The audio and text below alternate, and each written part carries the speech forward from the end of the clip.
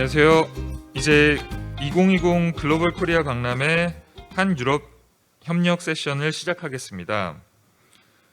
우선 안내 말씀드리겠습니다. 오늘 행사는 코로나19 바이러스 확산 방지를 위한 정부 방역 지침을 준수하고 있습니다.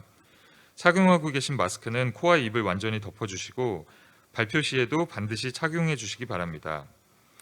또한 오늘 컨퍼런스는 홈페이지와 유튜브를 통해 국문과 영문 실시간으로 생중계되고 있습니다.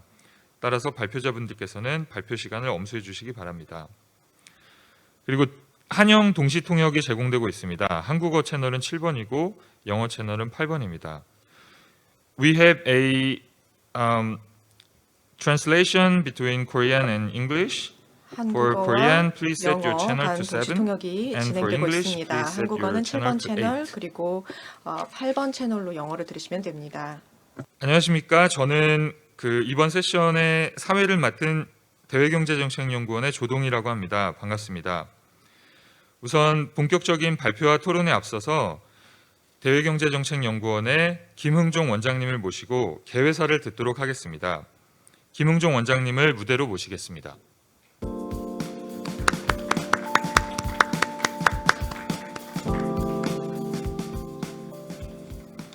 Distinguished guests, ladies and gentlemen, good morning. 내외기빈 I am 여러분 김흥종, 안녕하십니까? President of 저는 김흥종 대외경제정책연구원 원장입니다.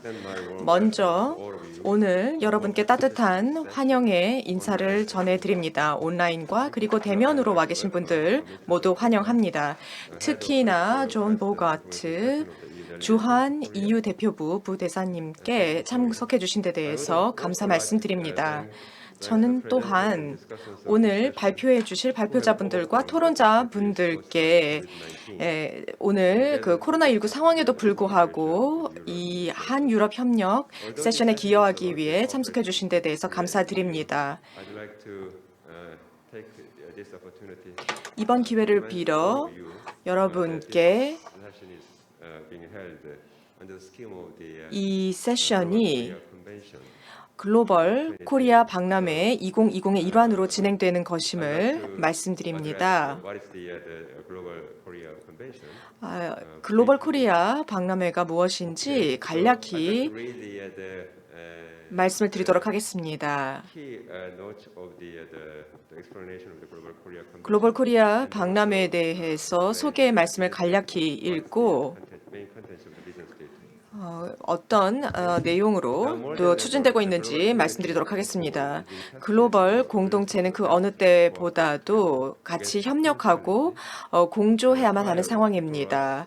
우리 앞에 놓인 공동의 이슈와 위기가 존재하며 이를 극복하기 위해서 이데올로기적, 정치적 차이를 극복하고 모든 면에서 협력해야 합니다. 이런 어려운 상황 속에서 한국은 Amongst Koreans, without cooperation, 과거에 국제 협력을 통해서 공조를 받고 지원을 받았던 경험을 바탕으로 해서 이제 이 위기를 잘 극복해 나가고 있습니다. commensurate with the progress it has made. 이러한 Korea is now working together with the 정신을 바탕으로 한국은 이제 국제사회와 함께 공조하여 전 세계의 평화와 번영을 위해 기여하고 있습니다. not only the national government but also 이러한 정신은 한국 정부의 companies and 적극적인 노력뿐만 아니라 민간 기업 그리고 많은 전문가들의 노력을 통해서 이어지고 있습니다. 한국이 OECD 다크를 가입한 지가 벌써 10년이 되었습니다. 과거에 수원국이었던 한국이 이제는 공여국으로 굳건히 자리매김하게 되었습니다. 이제 이러한 한 해를 기념하여 우리의 비전을 다시 한번 공고히 하고 상호 번영을 위한 공조의 관계를 더욱더 굳건히 하는 것이 필요하겠습니다. the voluntary commitment to international cooperation. 국제 협력의 의지를 가지고 있는 한국의 여러 기관과 그리고 단체들이 정부의 지원을 받아서 이번 글로벌 코리아 박람회에 참여하게 되었습니다. 150여 개의 기관이 참여하여 이런 국제 협력 강화 방안에 대해서 논의하고 있습니다. 각자 전문 영역에서 지금까지 해왔던 업적과 사업에 대해서 소개도 하고요. 그리고 글로벌 의제를 해결하기 위한 공동의 노력을 마련하는 그런 토론이 이어지고 있습니다. Remind you that there were 5 visions. 총 5개 비전이 in the first day of this convention. 이번 박람회 첫날에 발표되었습니다. 첫 번째 비전은 We should build 이것입니다. 우리는 our cooperation on the basis of inclusive 협력을 포용적 다자주의에 기초하여 구축해야 한다. 즉, 포용적 다자주의의 방점이 찍어지는 것입니다. 그리고 두 번째 비전은 지속 가능한 발전을 포용적 가치와 규범을 바탕으로 해서 갈등을 피하는 방식으로 추진해야 한다라고 되어 있습니다. 그래서 지속 가능한 발전이 두 번째 비전입니다. 그리고 세 번째, 국제 협력과 연대를 강화하여 이 코로나19 이후 시기를 위해서 공적인 목소리를 내야 한다라는 비전이 선포되었습니다. 그리고 네 번째로 글로벌 사회적 가치를 평화를 기반으로 공고히 해야 한다라는 비전이 함께 발표가 되었습니다. 그리고 다섯 번째입니다. 우리는 포용적인 파트너십을 상호 책임성에 기반하여 강화해야 한다. 이것이 우리 비전의 다섯 번째 축입니다. 이 큰 대전제 하에서 이번 세션이 진행될 예정입니다. 이런 원칙들이 오늘 우리 논의 중에도 잘 지켜지기를 바랍니다. 감사합니다. 네, 김웅종 원장님 말씀 감사드립니다. Next, we will 다음으로는 invite 이제 Mr. John Bohart 존 보하트 from the EU 중앙 delegation EU 대표부 to deliver 부대사를 a 모시고 congratulatory remark. 축사 말씀을 듣도록 하겠습니다.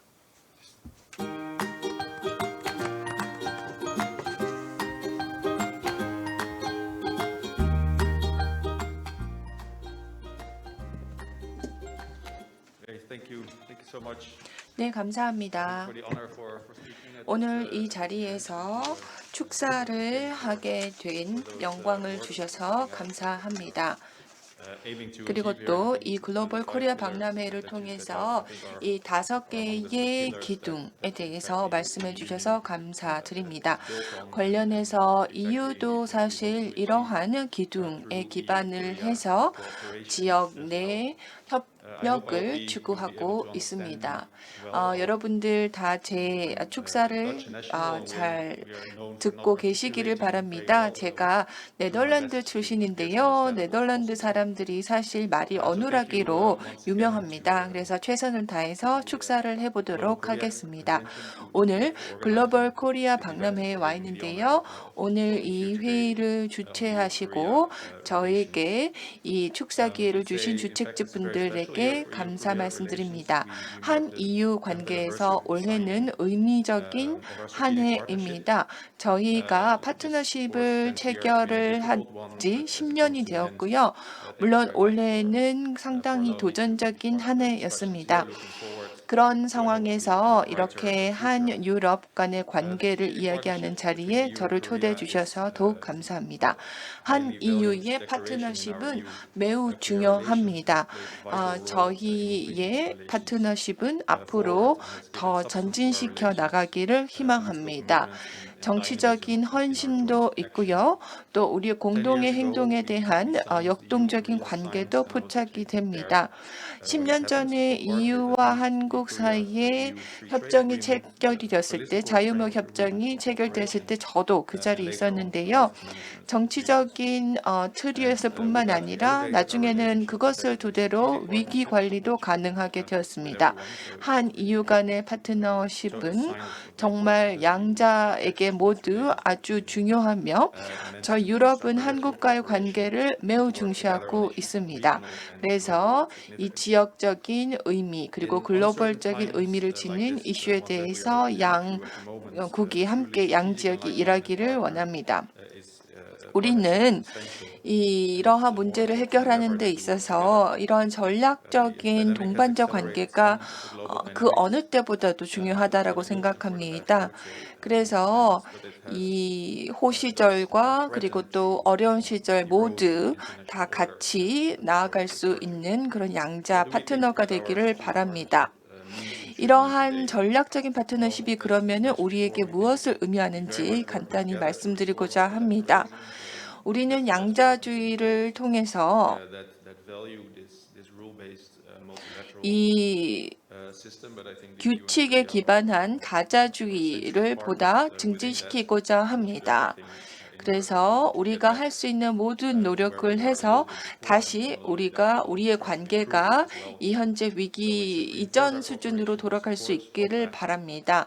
보다 앞으로도 활발한 교류를 원하고 지금 여러 가지 산재에 있는 글로벌 도전 과제를 함께 극복해 나가기를 희망합니다. 어떨 때는 우리가 기후변화 같은 문제도 있고 그래서 이러는 문제를 해결하기 어렵다라고 말을 하지만 그러나 우리가 힘을 합치면 저는 분명히 극복 가능하다고 생각합니다. 그리고 이번 위기에서 회복을 그린 그리고 디지털한 회복으로 만들고자 유럽은 의지를 가지고 있고 한국도 마찬가지입니다. 탄소 중립성을 2050년까지 달성하겠다고 한국이 발표했고 유럽도 비슷합니다. 유럽은 한국의 이러한 목표를 환영하는 바입니다. 그래서 저희는 이 파리 협약에 기반해서 우리가 보다 공식적인 목표와 또 공식적인 실행 계획을 앞으로 내놓을 예정입니다. 이유는 또한 시장 기반의 지속 가능한 무역을 지원합니다. 코로나 이후로는 어떻게 이 한 유럽 간의 무역이 어떠할지 우리가 주시를 해봐야 되겠지만은 한국과 유럽은 매우 긴밀한 무역 교역 상대국들입니다. 그리고 또한 이 서로 외국인 직접 투자도 활발하게 하고 있습니다. 10년 전 저희가 한 유럽 FTA를 체결을 했을 때 그리고 이것이 이제 벌써 발효된 지 10년이 되었는데요. 저는 성공 스토리라고 생각합니다. 아시아에서는 또 다른 국가들에게 모델이 되는 FTA가 되었다고 생각합니다. 물론 우리가 더 잘 할 수 있는 부분도 있습니다. 이 무역협정 중에도 아직 그 내용이 완전히 실행되지 않은 부분이 있습니다. 특히나 지속 가능성 관련 부분이 아직 완전히 이행되지 않았는데요. 그 관련되는 풍부한 잠재성을 우리가 실현시킬 수 있다라고 생각합니다. 한 유럽은 또한 우리 협력 이 FTA에도 나와 있다시피 국제적인 여러 가지 활동에 있어서도 서로 도움을 주고 있습니다. 한국의 해군이 소말리아에서 해적과 싸우는 데 있어서 유럽군을 지원을 해줬고요. 그리고 또 사이버 보안 문제에서도 양국이 서로 힘을 합치고 있습니다. 그리고 이러한 사이버 보안 위협에 대한 회복력을 더욱 증진하기 위해서도 한국과 유럽은 함께 일하고 있습니다. 우리가 그리고 또 해당되는 프로그램을 가지고 있는데요. 한 EU 사이의 안보 문제 그리고 안보 문제에서의 협력을 증진하겠다라는 프로그램이 있고 그 프로그램 내에서 사이버 보안이 중요한 부분을 차지하고 있습니다. 한국 한반도의 평화를 저희는 희망하고 있으며 EU도 거기에 관해서 많은 투자를 하고 있습니다.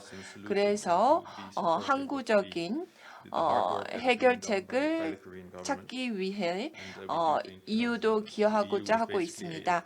한국 정부도 한반도 평화를 위해서 열심히 일을 하고 계시며 그래서 우리가 서로 함께 힘을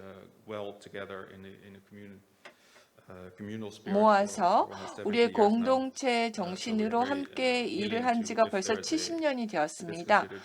저희가 우리의 경험을 이제는 함께 공유를 하고 한반도의 평화와 안정을 보다 정착시키고자 합니다.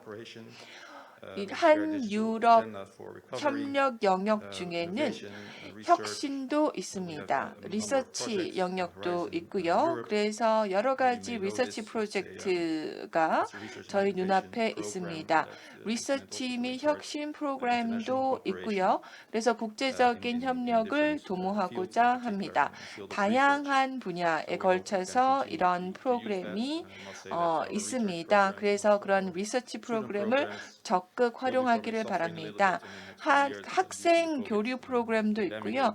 물론 현재 코로나 팬데믹으로 인해서 도전이 되고 있습니다만은 우리 양 지역의 학자들 사이의 교류는 줄어들지 않고 있습니다. 그리고 근미래에 이 한 EU 인적 교류, 리서치 연구 인력뿐 아니라 학생들, 예술인들 이러한 분야의 인적 교류도 다시 활성화되고 또 문화적인 교류, 관광 교류 이 모든 것들이 다시 한 번 더 활성화되기를 고대하고 있습니다. 맺은 말로써 한 EU 파트너십은 저희 유럽에게는 굉장히 중요한 파트너십이고 이것을 긍정적으로 더욱 전진시키고자 합니다. 그래서 이 한 EU 파트너십을 보다 활성화해서 또 장애 요인이 되는 것은 함께 극복해 나가기를 희망합니다. 그래서 함께 실행을 하고 우리가 이제 물리적인 미팅은 아직은 어렵지만 한국과 EU 사이에서 웨비나와 같은 이 온라인 미팅은 이제 다시 활발하게 재개되고 있습니다. 그리고 또 바이든 대통령 당선인께서도 함께 우리가 더 나은 재건을 하자라고 말씀을 하셨습니다. EU 대표부에 몸담고 있는 사람으로서 EU는 또 EU 대표부뿐만 아니라 EU의 27개 회원국의 각국 대사관도 또 서울에 있고 그래서 저희는 그런 EU 회원국 각국 대사관하고도 함께 일을 합니다. 그래서 이런 모든 노력들을 같이 모아서 앞으로의 10년도 우리가 눈부신 파트너십을 이끌어가기를 바랍니다. 한국은 이 아시아 지역 선도 국가가 될 수 있다고 저희는 믿습니다. 그래서 제가 앞서 말씀드린 말씀을 다시 요약하면서 맺은 말을 드리도록 합니다. 한 EU 파트너십은 굉장히 중요한 파트너십이며 저희는 앞으로도 이 파트너십의 모든 잠재력을 활용해 나가기를 희망합니다. 감사합니다. 네, 보아트 부대사님 감사합니다. 이제 발표자분들을 모시고 발표를 들어보겠습니다. 저희 세션에 오늘 총 3분의 발표자들이 계시고요. 첫 번째 발표는 한국외대 강유덕 교수님께서 한 EU 경제협력에 대해서 발표를 해주시겠습니다. 발표 하나당 주어진 시간은 15분입니다.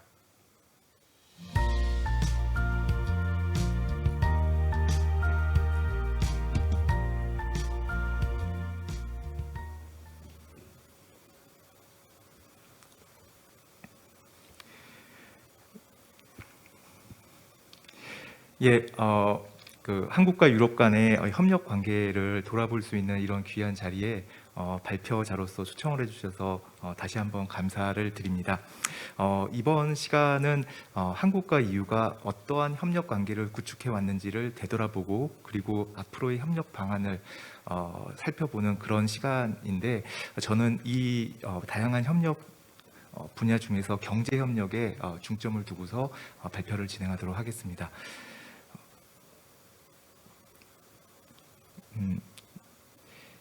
예, 제가 준비한 내용을 이제 하나씩 설명드리도록 하겠습니다. 목차를 중심으로 보시면은 한EU 협력 개방에 대해서 간단하게 설명을 드리고요. 그다음에 한국과 EU 간에는 2011년 7월부터 FTA가 체결돼서 발효되고 있습니다. 지금 10년 차를 맞이했는데 이 FTA에 대해서 설명을 드리도록 하고 그다음에 지금 한국 입장에서 그다음에 유럽에서 가장 중요한 주제는 브렉시트 협상이 아닐까 싶습니다. 바로 어제도 영국 존슨 총리와 폰데라이언 EU 집행위원장 간의 저녁 회담이 있었는데 이 경과와 그리고 앞으로의 상황에 대해서 잠깐 짚어보도록 하겠습니다. 여러분 잘 아시다시피 EU 회원국은 지금 현재로서는 27개국으로 구성이 되어 있습니다. 원래 28개국이었는데 올해 1월 달에 영국이 EU를 탈퇴함으로써 27개국이 되었고요.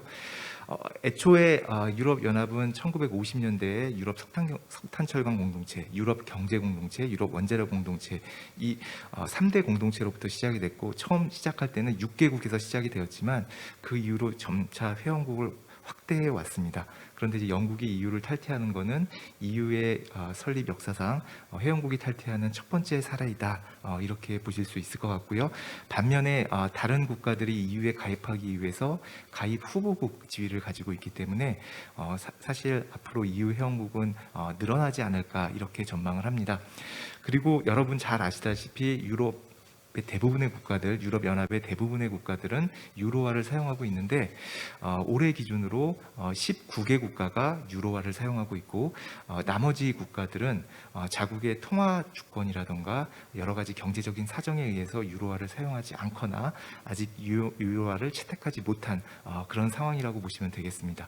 그리고 오늘날 우리가 유럽연합을 하나의 정치 경제 공동체로서 이해를 하는데 사실 유럽연합 내에서도 소득 수준이 굉장히 상이합니다. 기본적으로 보면은 서쪽으로 갈수록 그리고 북쪽으로 갈수록 소득 수준이 높은 반면에 동쪽으로 갈수록 남쪽에 있는 위치한 국가일수록 소득 수준이 낮은 편입니다. 그러다 보니까 유럽 내에서 다시 말씀드리겠지만 많은 한국 기업들이 이제 유럽 저임금을 활용하기 위해서 아무래도 서유럽보다는 중동부 유럽 쪽에다가 생산 시설을 많이 설립한 바가 있고요. 유럽 연합의 평균 1인당 국민 소득은 거의 한국하고 비슷합니다. 그런데 그 회원국 내에서도 큰 격차가 있다는 거 다시 한번 상기하도록 하겠습니다. 그리고 오늘날의 유럽 연합은 경제적으로 보면 단일 시장을 구성하고 있고요. 이 단일 시장에 있어서 가장 핵심 원칙은 4대 이동의 자유입니다. 상품, 서비스, 자본, 그다음에 인력. 여기서 인력이라고 할 때는 노동의 개념을 포함하는 것인데요. 이러한 4대 이동의 자유가 있는 단일 시장을 구축하고 있고요. 그리고 정치 경제적 결속체를 구성을 하고 있습니다. 오늘날 EU 회원국이 27개 회원국이라고 말씀드렸는데 EU 옆에 있는 인접 국가들도 EU와 여러 가지 무역 협정을 통해서 실질적으로는 단일 시장을 형성하고 있거나 아니면 자유무역지대를 형성하고 있기 때문에 우리가 생각하고 있는 유럽의 범위는 사실상 유럽연합을 벗어나는 더 큰 광의의 의미다. 이렇게 말씀드릴 수 있을 것 같습니다. 한국과 EU의 협력 관계를 살펴보면요. 한국과 EU의 공식적인 협력 관계가 수립된 것은 1963년도 당시에 유럽 경제 공동체와 이제 한국 정부가 공식적인 외교 관계를 수립하면서 시작이 되었고요. 1996년도에 한EU 기본협력 협정이 체결되고 이 기본협력 협정이 한 차례 개정돼서 2010년에 새로 발효가 되게 됩니다. 근데 이 협력 협정에 의거해서 정치, 경제, 문화, 사회 다양한 부분에서 한국과 유럽 간의 협의체를 구성하고 있고요. 지금 현재로서는 약 30여 개의 협의체가 운영 중입니다.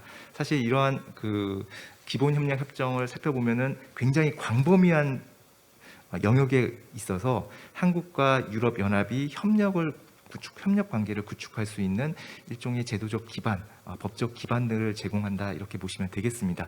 그래서 실제로 보면은 매년 또는 경련으로 정상회담이 열리고 있고요.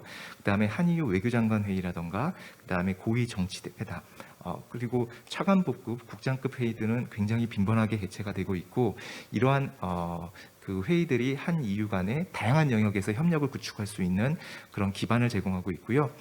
한국과 EU 간에는 FTA가 체결되어 있는데 이 FTA의 이행 기구로서 무역위원회 양측의 통상장관이 이제 의장을 맡는 무역위원회가 매년 개최되고 있습니다. 그리고 이 무역위원회 산하에 다양한 형태의 분야별 위원회가 안건이 있을 때마다 수시로 개최되면서 양국 간의 FTA 이행에 있어서의 현안들을 조율을 하고 있습니다. 한EU 무역 투자 관계 잠깐 그다음 살펴보시겠는데요. 한국이 유럽 연합 쪽에다가 투자를 하는 경우 보시면은 크게 두 가지로 구분해 보시면 될 것 같습니다. 서유럽 쪽은 아무래도 소득 수준이 높은 지역이기 때문에 시장 중심의 투자를 합니다. 그러다 보니까 판매 법인들이 주로 위치하게 되고요. 중동부 유럽 쪽은 아무래도 서유럽에 비해서는 임금 수준이 낮기 때문에 반면에 유럽 전체 시장에 대한 완전한 접근성이 보장되기 때문에 주로 생산법인들이 많이 들어갑니다. 그래서 한국의 대기업들은 주로 중동부 유럽, 폴란드라든가 체코, 슬로바키아, 헝가리 이런 쪽에 많이 들어가 있다고 보시면 되고요. 반면에 판매법인은 유럽 전역에 골고루 들어가 있는데 아무래도 시장 규모가 큰 서유럽에 집중되어 있는 경향이 강합니다. 그래서 그 서유럽 쪽으로 들어가 있는 그 판매법인들을 이제 확인을 해볼 수가 있고요. 그리고 중동부 유럽에 한국이 많이 진출하게 된 거는 2004년 중동부 유럽 국가들이 EU에 가입하게 되면서 이 국가들을 통해서 EU 전체 시장에 이제 수출할 수 있는 생산 기지를 건설하기 위해서였고요. 아무래도 중동부 유럽 중에서 인구 규모가 제일 큰 폴란드 쪽에 이제 우리나라 기업들이 제일 많이 들어가 있고 또 한국 대기업들은 해외 진출할 때 주로 하청업체들과 많이 동반 진출하는 경우가 많기 때문에 하나의 대기업이 진출한 것뿐만 아니라 밸류 체인을 형성하면서 많은 기업들이 같이 들어가 있다 이렇게 보시면 되겠습니다. 실제로 폴란드, 슬로바키아, 체코 이 국경 지역에 한국 기업들이 굉장히 많이 들어가 있는 것을 볼 수가 있고요. 그다음 이제 무역 관계에 대해서 잠깐 말씀드리겠는데요. 한국과 EU 간의 무역량은 총체적으로 보면 계속 증가해 왔습니다. 물론 연도별로 차이는 있습니다만 반면에 한국의 대-EU 수출은 증가세가 크지가 않았고요. 한국의 대-EU 수입은 굉장히 많이 증가했습니다. 여기에 대해서는 굉장히 다양한 원인이 있습니다만 아무래도 유럽 전체의 경기적 상황이라던가 그다음에 뭐 환율이라던가 뭐 이런 것들이 많이 영향을 끼쳤다고 보고 있고요. 중요한 거는 양측 간의 총 무역량은 계속 증가하고 있는 그런 추이라는 거 강조하고자 하고요. 회원국 단위로 보면은 대개의 경우 서유럽 국가들과는 무역 적자를 갖고 있는 경우가 많은 반면에 중동부 유럽 국가들과는 무역 흑자를 가지고 있습니다. 그 이유는 한국 기업들이 중동부 유럽에 많이 투자를 하고 거기서 생산을 하는 과정에서 한국으로부터 많은 중간재를 끌어다 쓰기 때문에 이런 것인데요. 이렇게 중동부 유럽에서 만들어진 자동차, 전자제품 등은 서유럽으로 수출이 되게 되고요. 이 수출이 중동부 유럽 국가들의 수출로 통계적으로는 잡히지만 사실 한국 기업들이 수출하는 것이기 때문에 한국이 서유럽 국가들한테 수출하는 것과 거의 같은 효과다라고 보시면 될 것 같습니다. 그래서 통계적으로 봤을 때 서유럽에 대한 무역 적자가 이렇게 나타나지만 실제로 중간재 흐름까지 감안해서 볼 경우에는 무역 적자가 서유럽에 대해서 이렇게 크지는 않을 것이다. 이렇게 생각하시면 될 것 같습니다. 중동부 유럽으로는 뭐 한결같이 무역 수지 흑자가 큰 거를 보실 수 있고요. 따라서 이제 한국이 유럽 국가들과 기업 단위에서 경제 협력, 무역과 투자 협력을 할 때도 이런 서유럽과 동유럽을 구분해서 보는 그런 패턴을 가게 됩니다. 그리고 실제로 수출 품목을 보더라도 중동부 유럽 쪽으로는 주로 중간재가 많이 수출이 되고요. 서유럽 쪽으로는 주로 완성 제품이 주로 많이 수출되는 것을 볼 수가 있습니다. 이런 것들이 이제 한 EU 무역 투자 관계에 있는 중요한 특징이다. 이렇게 말씀을 드리겠습니다. 한EU FTA 잠깐 살펴보겠는데요. 무역 통계를 살펴보시는 것보다는 이 한EU FTA가 갖고 있는 취지에 대해서 잠깐 말씀을 드리겠습니다. 한EU FTA는 우리나라 한국 입장에서는 거대 선진국과 체결한 최초의 FTA이고요. 2003년 FTA 로드맵 한국 정부가 이제 발표할 당시에 미국, 유럽 연합, 중국 이렇게 3개 국가를 거대 FTA 대상국이라고 이렇게 선정한 바가 있고요. 실제로 협상이 미국과 제일 먼저 이루어졌지만 제일 먼저 타결돼서 발효된 거는 한 EU FTA입니다. 그리고 한 EU FTA는 한미 FTA는 사실 협상과 이행 과정에서 여러 가지 국내의 많은 정치적 이슈들을 낳았지만 한 EU FTA는 굉장히 모범적으로 협상과 이행 과정이 이루어졌다라고 이제 알려져 있고 또 그런 만큼 기대하는 바도 굉장히 컸고 특히 아시아 국가 중에서 유럽 연합과 거의 최초로 FTA를 체결을 하게 됨으로써 동아시아 국가 중에서는 최초로 유럽 연합과 FTA를 체결함으로써 한국이 가지고 있는 FTA 허브로서의 위상을 증진시키는데 기여를 한 바가 있습니다. 또 한편으로는 한 EU FTA는 한미 FTA와 동시에 협상이 진행되었다라고 보셔도 될 것 같습니다. 물론 시차적으로 보면은 한미 FTA가 더 먼저 협상이 진행됐지만 발효 자체는 한미 FTA가 먼저 발효가 됐기 때문에 거의 두 FTA가 동시에 갔다라고 봐도 과언이 아닌데요. 그러다 보니까 한국 정부 입장에서는 이 두 FTA를 상호간에 조율하면서 FTA 협상을 진행되었고요. 실제로 한 EU FTA의 서비스 챕터를 보면은 미 FTA에 준해서 거기에다가 조금 더 추가해서 협상이 이루어졌다라고 봐도 과언이 아니고 이 FTA를 추진하는 과정 속에서 한국 정부가 국내 제도를 바꿔야 될, 변경해야 될 필요성이 있었는데 이거를 한미와 한 EU FTA를 조율하는 과정에서 국내 제도를 변화해 나갔습니다. 실제로 아무래도 미국과 유럽 연합이 선진 경제권이고 또 그리고 국내의 어떤 제도라든가 이런 부분의 수준이 높은 경우가 많기 때문에 한국 정부 입장에서는 거대 시장에 대한 접근성 확보를 위해서 아무래도 규제를 좀 더 조율하는 입장을 보였고 이렇게 함에 있어서 EU와 미국에 대한 통상 정책을 동시에 조율하면서 진행을 한 바가 있습니다. 그다음에 이제 브렉시트 이후에 한 EU 한영 관계에 대해서 잠깐 말씀드리겠는데요. 한국 정부 차원에서는 한영 FTA에 대해서 처음으로 언급하기 시작한 게 사실 브렉시트 발표가 있었던 2016년입니다. 그래서 굉장히 일찍부터 시작했다고 보시면 될 것 같고요. 실제로 지금 현재로서는 노딜 브렉시트 쪽으로 굉장히 근접해 가고 있는데 물론 극적 타결의 가능성도 여전히 남아는 있습니다. 그런데 이런 노딜 브렉시트가 발생할 경우 즉각적으로 발효가 될 수 있도록 법적 절차를 이미 다 맞춘 그런 상태라고 보시면 되겠습니다.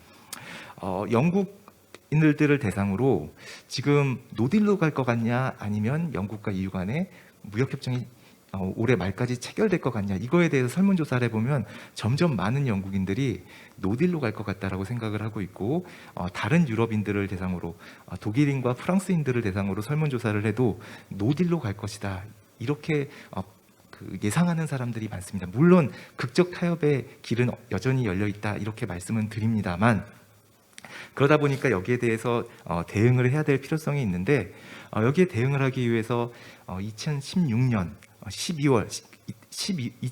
12월이면 브렉시트 국민투표가 있은 지 불과 6개월밖에 경과되지 않은 상황이었습니다. 이 당시에 이미 워킹그룹을 형성을 해서 영국과 논의를 하기 시작을 했고요.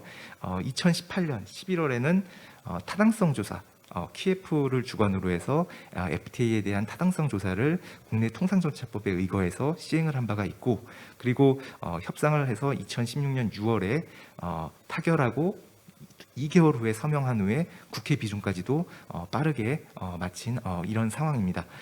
영국의 경우에는 별도의 법적 비준 절차가 불필요하기 때문에 이거는 노딜 브렉시트가 이제 되는 순간 바로 발효될 수 있는 이런 상황이라고 보시면 될 수 있을 것 같고요. 그리고 이 한영 FTA를 체결함에 있어서 한국과 영국 간의 비즈니스의 연속성을 확보하는 데 가장 우선순위를 뒀고요. 그리고 아무래도 한 EU FTA를 기반으로 했기 때문에 나중에 한영 관계가 변화할 경우에는 이것을 변화시킬 수 있는 이 FTA 협정문을 바꿀 수 있는 이런 법적 조항들을 둔 반면에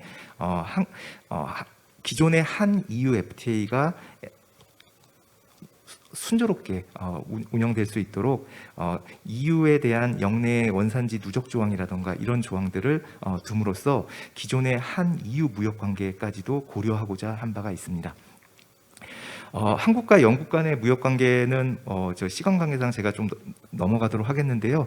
아무래도 한국은 영국에 주로 완제품 또 선박 이런 쪽을 많이 수출하고요. 수입하는 품목은 굉장히 다원화되어 있는데 원유를 수입하는 경우에는 이제 무역 적자가 생겼다가 그렇지 않은 경우에 무역 흑자가 되는 이런 구조라고 보시면 될 것 같고요.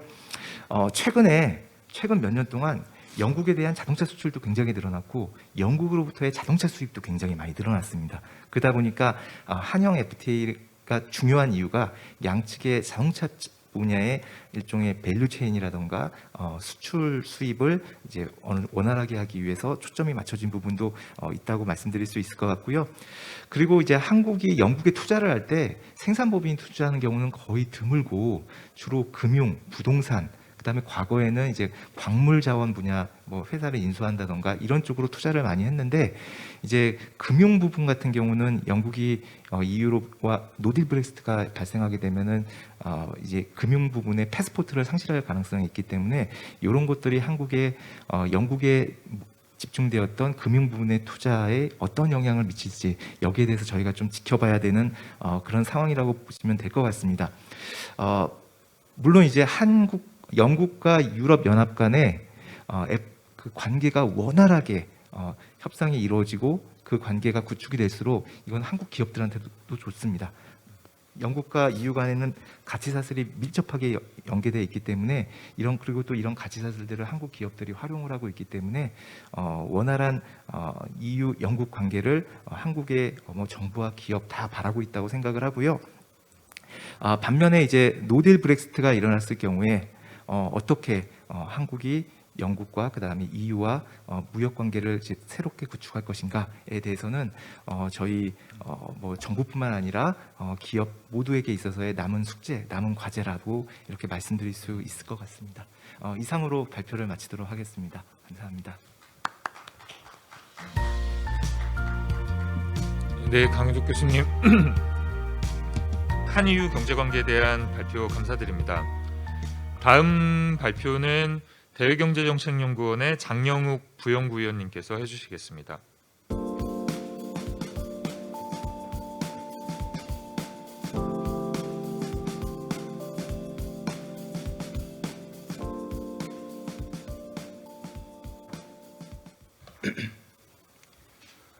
예, 감사합니다. 오늘 이 중요한 행사에서 제가 발표 담당하게 돼서 영광이고요. 저는 오늘 저희 연구원에서 제가 하는 EU 관련한 연구를 하나 소개를 드리고 그 안에서 어떻게 한국과 EU가 협력할 수 있는지 혹은 유럽이 협력할 수 있는지에 대해서 조금 말씀드리도록 하겠습니다. 제목은 그 코로나19 대유행이 EU에 있는 이주민 혹은 이주 자체에 미치는 영향에 대해서 발표를 하려고 합니다. 네, 그 처음 소개 이후에 처음 2번, 3번 섹션에서는 지금 현재 코로나19 상황이 어떤지, 유럽의 코로나19 상황이 어떤지 간단하게 설명을 하고, 그다음에 EU 안에서 이주민들이 어느 정도 위치를 차지하고 있는지에 대해서 현황을 조금 짚어보겠습니다. 그다음에 이제 4번 섹션이랑 5번 섹션이 이제 제가 하는 연구의 메인 파트이고요. 그 안에서 저희가 한국과 유럽이 어떻게 협력할 수 있는지도 간단하게 소개하려고 합니다. 예. 일단 코로나19 대유행이 전 세계적으로 삶의 모든 부분에 엄청난 영향을 미쳤다는 것은 제가 더 강조하지 않아도 될 것 같습니다. 근데 그 중에서도 이민자 혹은 이주민 그리고 이민 자체 혹은 국제 간 인적 교류에 엄청난 영향을 또 미쳤습니다. 특히 EU는 이 노동 이동성이라는 의미에서 굉장히 통합된 국가입니다. 그래서 지금 보시면은 그 외국인 인구 비율이 EU 안에서 한 13% 정도 되는데 이거는 전 세계 기준인 3.5%보다 훨씬 높은 수치입니다. 우리 한국은 지금 현재 2019년 현재 2.3% 정도 외국인 인구를 가지고 있고요. 그리고 이제 이 전체 13% 중에서 한 3분의 1 정도는 이 EU 안에서, 그러니까 EU 안에서 인적 교류가 이 정도로 많이 일어나고 있다는 뜻입니다. 이렇게 인적 교류가 많이 일어나고 있는 상황에서는 이 코로나19 대유행에서 도입됐던 이 여행 제한 그리고 국경 폐쇄 이런 것들이 굉장히 큰 영향을 미쳤습니다. 그 코로나19가 이런 국경 폐쇄가 국가 간 인적 교류에 영향을 미치기 때문에 그 이주민들의 삶에도 훨씬 더 많은 영향을 미쳤다고 볼 수 있습니다. 저도 사실은 여기 대외경제정책연구원 오기 전에 이제 남아공에서 일을 했었는데 그때 이 코로나19 상황이 터지고 그리고 그 국경 폐쇄가 됐습니다. 그래서 뭐 저희 가족들이 이제 남아공 와서 여행을 하려고 했는데 여행하러 오는 그 날에 입국 금지 발표가 나서 결국은 못 오게 됐고 만약에 오셨더라도 오셨더라도 제가 거기에서 한 6주 동안 락다운이 시작돼서 갇혀 있었기 때문에 오셨더라도 아마 갇혀 있었어야 될 겁니다. 네, 그래서 저랑 가족들은 집에 계속 갇혀 있었고 제가 이제 대외경제정책연구원에 오게 돼 있었는데도 오지 못하는 그 비행기가 없어서 나가는 비행기가 없어서 오지 못하는 그런 상황이 있었습니다. 그러니까 뭐 제가 이제 이 이주민들 이 코로나19 대유행에 영향을 받은 이주민의 어떤 본보기라고 할 수 있습니다. 예. 잠깐 지금 코로나19가 어떤 영향을 미치고 있는지 지금 어떤 상황인지에 대해서 간단하게 설명을 드리면 지금은 이제 2차 유행으로 넘어온 상황입니다. 근데 1차 유행 한 3월부터 6월까지 1차 유행을 보면은 지금 이제 서유럽 국가들 특히 이탈리아, 스페인, 그다음에 영국, 프랑스, 네덜란드, 벨기에 이런 식으로 가장 큰 피해를 입은 걸로 나타나고요. 이거는 이제 확진자 수입니다. 확진자 수는 그렇고 이제 스웨덴도 역시 피해를 많이 입은 국가들입니다. 사망자 수를 봐도 비슷합니다. 예, 그 스웨덴, 뭐 영국, 이탈리아, 프랑스, 네덜란드, 벨기에 이런 식으로 1차 유행에서 피해를 많이 입었습니다.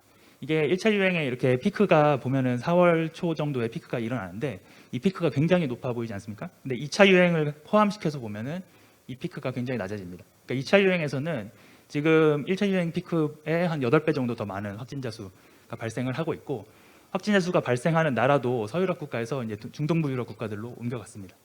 서유럽과 원래 피해가 심했던 국가들은 계속해서 큰 피해를 보고 예전에 통제를 잘했던 뭐 오스트리아나 체코나 폴란드나 이런 나라들도 2차 유행에서는 심각한 피해를 받고 있습니다.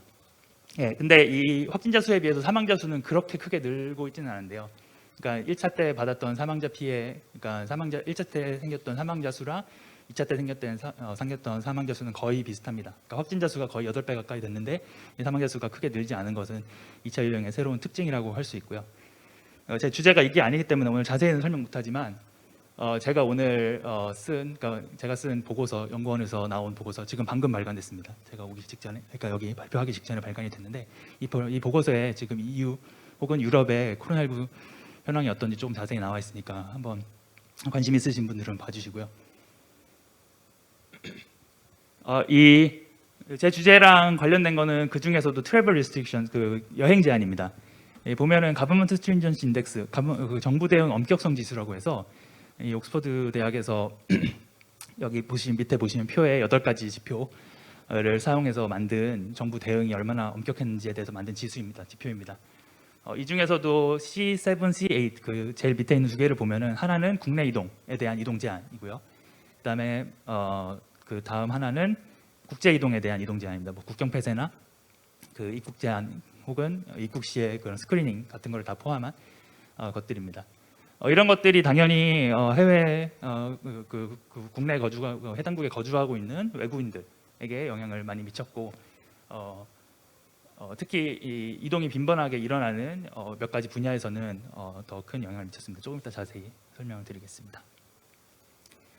이게 이제 스트링전시 인덱스 그 엄격성 지수를 지수화한 거고요. 보시면은 1차 유행 피크였던 3월, 4월에 굉장히 높이 올라갔다가 80 정도까지 올라갔다가 이 여름을 지나면서 조금 내려왔습니다. 그리고 지금 11월, 12월에 또 다시 재봉쇄가 시작됐기 때문에 제가 여기는 포함을 안 시켰는데 11월, 12월엔 다시 올라가는 것을 볼 수 있습니다. 자세한 거는 제 그 보고서에 나와 있고요.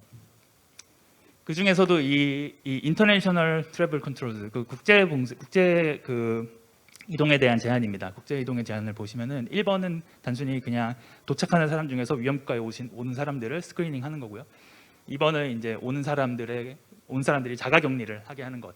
3번, 4번은 아예 못 오게 하는 겁니다. 일부 지역이나 혹은 전 지역에 대해서 아예 못 오게 국경을 폐쇄하는 것들을 의미하고 보시면은 3월부터 상당히 많은 국가에서 그 3번, 4번까지 그 그러니까 이동 제한, 그 여행 제한을 시행을 했고요. 근데 그 중에서도 몇 개 나라, 영국 같은 나라는 거의 6월까지도 안 하는 그런 경향성이 있었습니다. 이게 나라마다 왜 다른지는 조금 이따 제가 그 원인들을 조금 살펴봤고요. 네, 여기까지 이제 코로나19 상황이 어떤지, 유럽의 상황이 어떤지 잠깐 살펴봤고요. 그다음에는 그 이주 상황이 어떤지에 대해서 잠깐 말씀드리겠습니다. 그러니까 아까 이제 전 발표에서 나왔듯이 이 국제 교류 혹은 세계화라고 하면은 이 상품 서비스의 무역 그리고 서비스 그리고 그 자본 이동 그리고 하나 더 포함하는 게 이제 인적 자본의 이동입니다. 혹은 그 노동력의 이동입니다. 그 노동력은 이 글로벌라이제이션 그 세계화의 중요한 요소 중에 하나고요. 특히 아까 말씀드렸듯이 EU 안에서 굉장히 활발한 인적 자원의 교류가 일어나고 있습니다. 390만 명이 EU 안으로 들어왔고 260만 명이 EU 밖을 떠났습니다. 2018년 동안. 그리고 2019년에 약 2,180만 명의 EU 시티즌이 아닌 사람들이 EU 안에 살고 있고요. 그리고 1,330만 명 정도의 EU 시민들이 또 다른 자기 자국이 아닌 다른 EU 멤버 스테이트에 살고 있습니다. 이게 두 개 합쳐서 한 12%, 13% 정도 되고요. 그리고 이제 이 지역별로 조금 그 차이가 납니다. 지금 전체 한 12% 조금 넘는 외국인 비중을 보이는데요. 그 중에서도 이제 서유럽 국가에서는 외국인 비중이 조금 더 높습니다. 그리고 동유럽 국가에서는 조금 더 낮고요. 예. 이 시계열로 보면은 2010년부터 2019년까지 그 동유럽을 제외하고는 다른 나라가 외국인 비중이 계속해서 높아지는 것을 볼 수 있습니다. 그 외국인 중에서도 EU 출신 외국인, 그러니까 EU 출신인데 자국민이 아닌 외국인들을 보면은 그 비중이 한 4%, 4.5% 정도 전체적으로는 되고요. 서유럽에서는 역시 6% 이상이어서 꽤 높고 동유럽은 꽤 낮습니다. 이제 남유럽이랑 북유럽은 조금 그 중간에 있고요. 역시 시계열로 보면은 EU 출신 외국인 비중도 높아지는 걸로 나타납니다. 그 중에서도 이제 EU 국가 중에서도 혹은 유럽 국가 중에서도 가장 많은 외국인 인구 비중을 가지고 있는 나라는 룩셈부르크, 몰타, 키프로스, 오스트리아, 스웨덴, 그 밑에 독일 이렇게 있습니다. 전체적으로 서유럽, 북유럽 국가들이 많이 있고요. 그다음에 폴란드, 불가리아, 루마니아, 슬로바키아, 리투아니아 같은 동유럽 국가들은 조금 외국인 비중이 낮은 걸로 한 2%에서 3%, 3%, 5% 이 정도로 나옵니다. 지금 제가 살펴본 거는 외국인 인구 비중이어서 이제 절약 개념, 스톡 개념이고요. 이 스톡은 지금 현재 우리 현재 해당 국가에 얼마나 이주민이 있느냐는 그동안 이 나라 안으로 얼마나 많은 이주민들이 들어왔냐 혹은 이주민들이 빠져나갔냐의 결과입니다. 그래서 유량을 살펴보려면 얼마나 들어오고 나왔는지 그 유량을 살펴보려면 이 넷 마이그레이션을 보는데 이 넷 마이그레이션은 이렇게 해서 볼 수 있습니다. 이렇게 해서 계산을 해보면 지금 EU 28개국, 영국까지 포함해서 28개국에 순 이민이 있었습니다. 그러니까 약 140만 명이 2015년부터 2019년까지 1년 평균입니다. 연평균 140만 명이 들어왔습니다. 1,000명 중에서 2.8명이 이동을 한 겁니다. 이 수치는 역시 그 서유럽이랑 북유럽에서 조금 높게 나타나고요. 그러니까 4.1%, 그다음에 5.9명, 1,000명당 그렇게 나타나고요. 그 남유럽도 순 이민 유입이 있긴 있는데 그 정도가 조금 낮습니다. 그리고 동유럽 국가에서는 오히려 유출이 있었습니다. 인구 유출이 있었습니다. 역시 상위 5개 국가를 보면 몰타랑 룩셈부르크가 제일 많은 이민을 받았고요. 그러니까 순 이민이 있었고요. 그다음에 아이슬란드, 스웨덴, 오스트리아 등도 상위에 위치했습니다. 그리고 이제 동유럽 국가들은 역시 순 이민 인구 유출이 있었던 나라들입니다. 현황 간단하게 살펴봤고 이제부터 제가 조금 했던 연구들입니다. 일단 코로나19가 왜 이주민한테 더 영향을 많이 미치는지에 대해서 그리고 어떤 부분에서 영향을 미치는지 잠깐 말씀드리겠습니다. 일단 이민자들이 이 코로나19 감염과 코로나19에 대한 사망에 조금 더 취약한 이유가 몇 가지 있습니다. 하나는 일단 인터내셔널 트래블, 그러니까 국제 이동을 더 많이 하기 때문에 예를 들어서 감염이 확산되고 있는 국가에서 감염이 돼서 안으로 들어오면 혹은 비행기에서 이동 중에 감염이 되면 감염이 될 가능성이 더 높습니다. 그래서 영향을 받을 가능성이 더 높습니다. 그리고 예를 들어서 자국에서 뭐 그 자국어로 이렇게 그런 위생 수칙이나 이런 것들에 대해서 정보를 주는데 그 정보들을 제대로 받아들일 수 없으면, 그러니까 예를 들어 언어 문제나 이런 것들로 받아들일 수 없으면 역시 더 큰 위험에 노출이 됩니다. 그리고 보통 이제 이주민들의 그런 임금 수준이나 소득 수준이 낮으면, 아니면 이주 노동자의 뭐 그런 숙소나 이런데 그 약간 그 감염 확산에 취약한 그런 곳들에 있으면 아무래도 더 큰 위험에 노출이 되게 됩니다. 그리고 이민자들이 아까 조금 이따 제가 통계는 보여드릴 건데 그 필수 인력으로 일하는 경우가 많이 있습니다. 예를 들어서 뭐 그 케어 워커나 아니면은 뭐 집에서 가서 도우미나 가서 도우미나 뭐 운전사나 이렇게 일을 하는 경우가 많이 있기 때문에 그런 분들이 비중이 이민자 비중이 높기 때문에 그런 분들이 그 취약한 그 코로나19 감염에 취약할 수가 있습니다. 여기 보시면은 통계를 몇 개 보시면은 저기 이제 전체 인구에서 이민자가 차지하는 비중이 오른쪽에 있고요. 코로나19 감염자 중에서 이민자들이 차지하는 비중이 왼쪽에 있습니다. 보시면은 전체 인구에서는 19%인데 확진자 중에서는 32%가 이민자입니다. 그 말은 전체 인구의 이민자가 차지하는 비중보다 지금 감염자 중에 이민자가 차지하는 비중이 훨씬 높고 이민자들이 이 코로나19에 훨씬 더 취약하다는 것을 보여줍니다.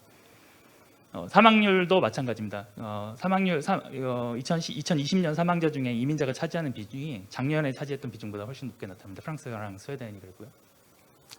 여기 필수 인력 중에서 이민자들이 차지하는 비중인데 밑에 보시면 클리너스 앤 헬퍼스 가사도우미나 뭐 청소부에 보면은 30% 이상이 이주민입니다. 아까 전체 평균이 13% 정도라고 했는데 원래 전체 인구에서 이주민이 차지하는 비중보다 키워커스들 중에 차지하는 비중이 훨씬 높은 것을 볼 수 있습니다. 뭐 이런 이유들이 있기 때문에 이민자들이 더 큰 영향을 받고 이민자들이 더 많을수록 코로나19가 주는 피해가 더 크다라고 생각을 할 수 있습니다. 그래서 이 이민자들이 받는 피해를 최소화하기 위해서 이 국가에서는 이 이민자들이 많으면 트래블 리스트릭션을 할 유인이 떨어집니다. 왜냐하면은 국가가 예를 들어서 엔트리 밴을 해서 그 국경 폐쇄를 해서 이민자들이 못 들어오게 되면은 이민자들이 그 인구 그 경제에서 차지하는 비중이 높은 나라들은 타격을 더 많이 받을 수 있고, 그리고 거기 사는 이민자 자체가 영향을 많이 받기 때문에 국가는 그 국경 폐쇄를 할 때 우리나라 자국에 들어와 있는 이민자를 생각 안 할 수 없는 그런 상황이 되는 겁니다.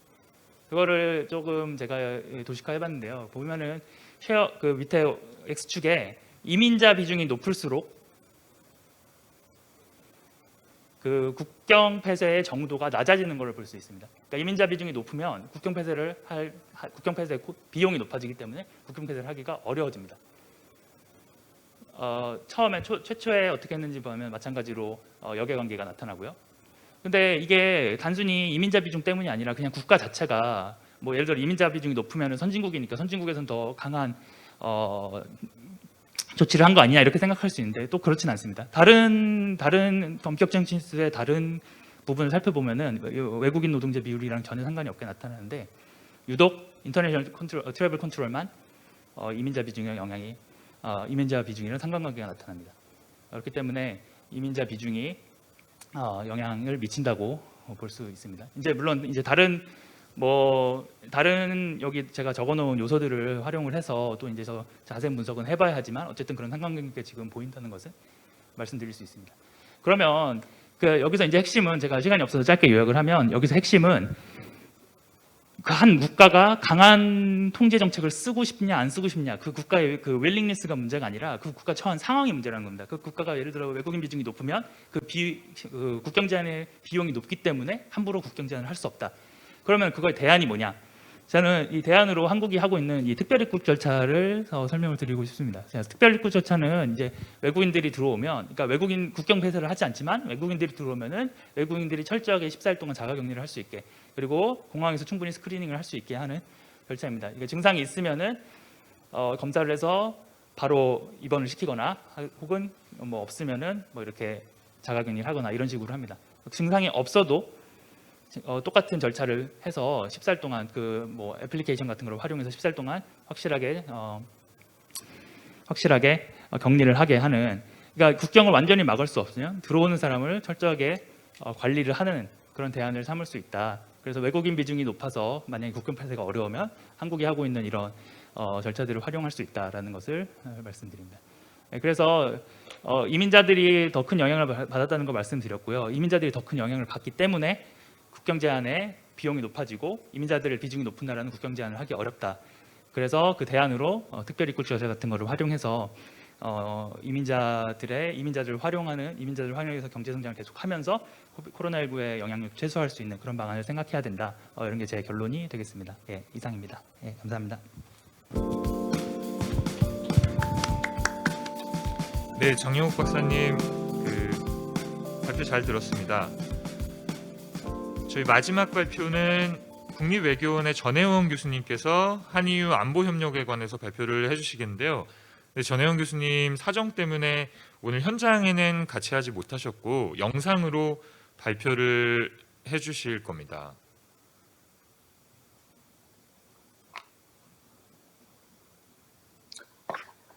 Good morning. Hi, I'm Haewon Jeon, and I'm very honored to be invited to talk 전혜원입니다. at the Global 오늘 Korea 글로벌 코리아 2020. 박람회에서 안녕하세요. 이렇게 발표하게 돼서 대단히 전혜원입니다. 기쁩니다. 제가 PPT 자료는 영어로 준비를 하긴 했는데요. 발표자들도 그렇고 사회자도 한국말로 하시니까 저도 한국말로 하기로 하겠습니다. 일단 발표 시작 전에 저희 발표는 국립외교원이나 대한민국 외교부나 대한민국 정부의 의견과는 관련이 없고 단지 저희 개인적인 의견임을 말씀드립니다. 예, 제 발표의 제목을 Security Cooperation Between Korea and Europe, Something Other than NK, North Korea Nuclear Issue라고 했는데요. 보통 한국하고 EU의 안보 협력을 얘기할 때는 아무래도 한국에서 가장 중요한 게 북한 핵 이슈다 보니까 북한 핵 문제를 많이 생각을 합니다. 근데 사실 실상은 오히려 북한 핵 문제보다 또 더 중요한 안보 협력이 있기 때문에 오늘 그걸 중심으로 말씀을 드리려고 합니다. 앞에 환영사에서도 여러 번 언급이 됐던 것 같은데요. 한국하고 EU 관계를 아우르는 협정에는 세 가지가 있습니다. 이제 Political Framework Agreement, 그 다음에 아까 강유덕 교수님이 주로 설명해주신 Free Trade Agreement, 그 다음에 Framework Agreement of Participation in Crisis Management of the European Union이라고 해서 보통 우리가 FPA 또는 Framework Participation Agreement라고 하는 소위 위기관리협정이라는 것이 있습니다. 그래서 한국하고 EU의 안보협력은 실질적으로는 여기에 있는 두 가지 협정을 이용을 하는데요. Political Framework Agreement에서는 주로 다양한 안보 이슈에 관련된 다이얼로그들을 하고 있고요.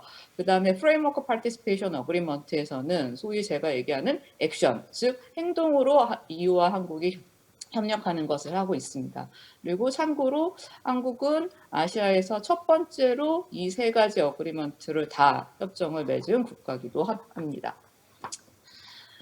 그러면은 오늘 제가 주로 말씀드릴 것은 아까 FPA, Framework Participation Agreement, 즉 위기관리 협정과 관련돼서 한국과 EU가 어떻게 협력을 되는지 말씀을 드리겠습니다. 그걸 위해서는 첫 번째로 CSDP, 즉 Common Security and Defense Policy, 그게 결국 EU의 위기관리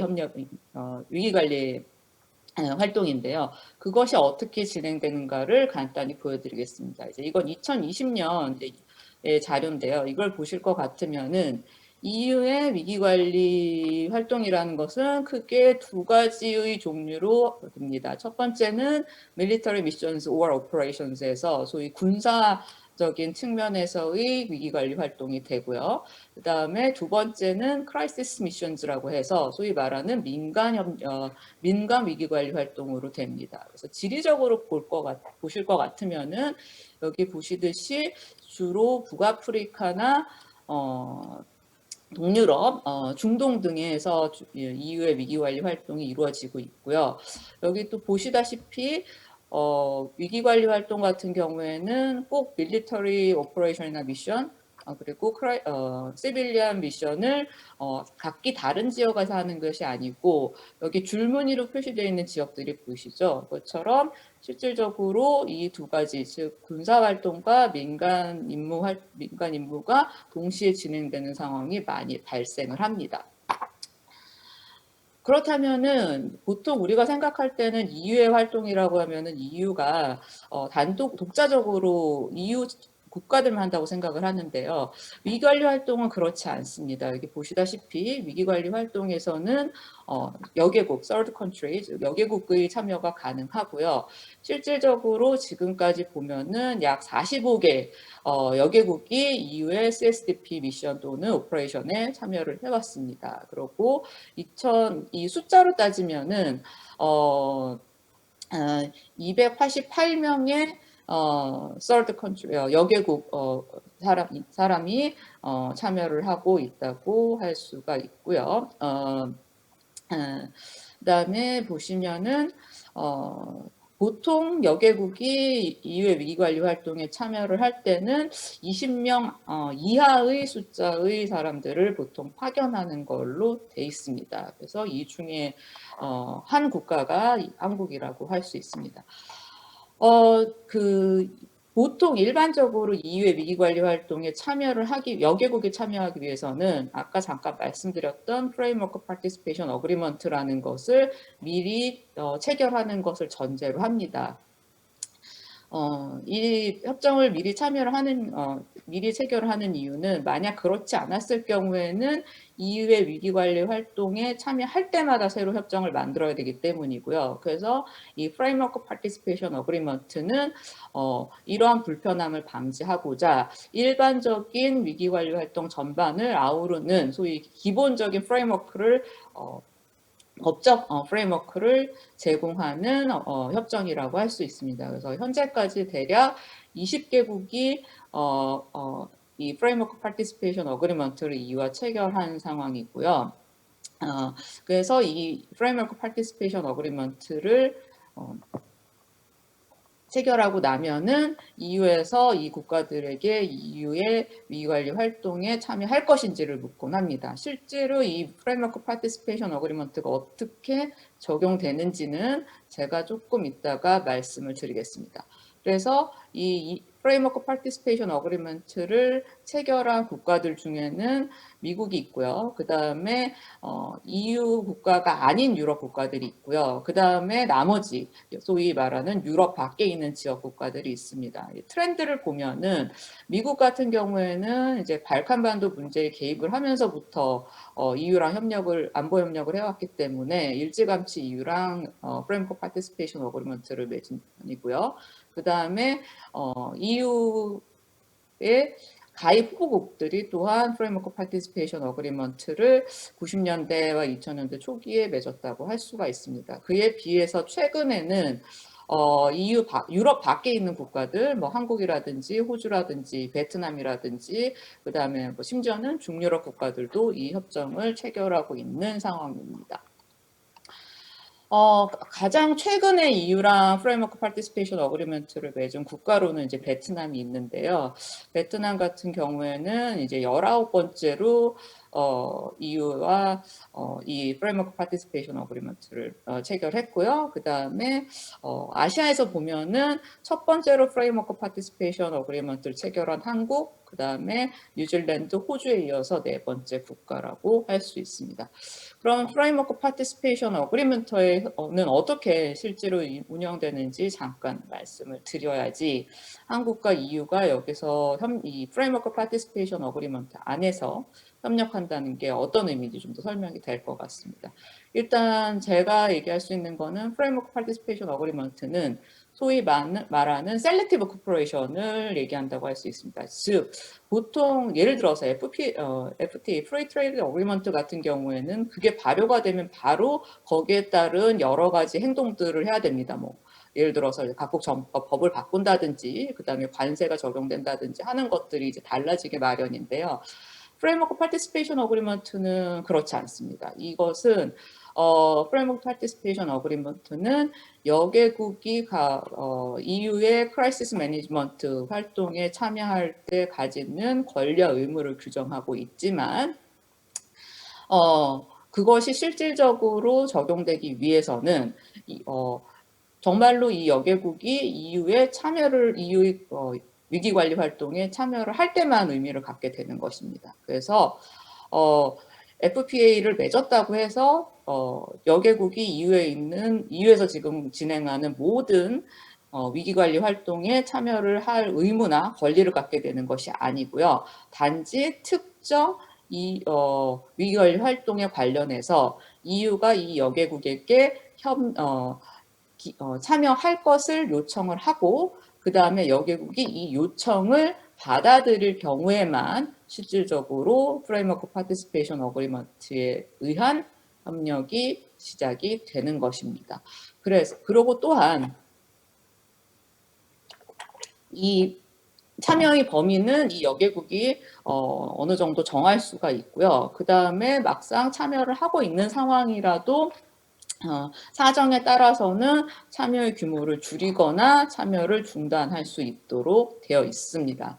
그렇기 때문에 EU와 여개국 간의 위기관리 활동 참여 협정은 EU 쪽에서 봤을 때 이 여개국이 특정 EU의 크라이시스 매니지 활동에 참여할 필요가 있다고 생각될 때, 그리고 여개국 입장에서는 EU에서 이렇게 초청한 크라이시스 매니지먼트 활동이 실제로 자국의 이익에 도움이 되고 또한 자국의 역량이 이 요청을 받아들일 만한 상황이 될 때야 의미가 있다고 할 수 있습니다.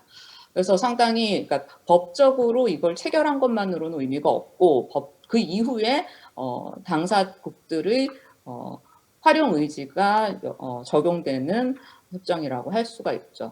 제가 생각하기에는 EU가 이 크라이시스 매니지먼트 파티시페이션 어그리먼트를 한국 이용하기 위해서는 세 가지의 조건이 한국 입장에서 필요하다고 할 수 있습니다. 첫 번째는 EU가 요청한 해당 크라이시스 매니지먼트 활동이 EU의 그러니까 한국의 국익에 부합한다고 볼 수 있어야 될 것이고요. 특히 이것이 물론 그냥 글로벌 시큐리티에 기여한다라는 의미일 수도 있지만 일반적으로는 이거보다 좀 더 구체적인 이해관계가 드러나는 것이 좋겠죠. 그리고 두 번째 조건은 한국이 해당되는 EU의 위기관리 활동에 관한 지식과 이해가 있어야지 아무래도 쉽게 참여 결정을 할 수 있을 것이라고 봅니다. 그리고 마지막으로는 당연히 한국의 실제로 이 위기관리 활동에 참여할 수 있는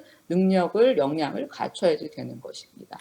그러면서 봤을 때 최초로 한국이 위기관리 협정에 따라서 참여한 EU의 위기관리 활동은 이런 세 가지 조건에 다 부합한다고 있습니다. 이거는 이제 바로 그 기념 사진인데요.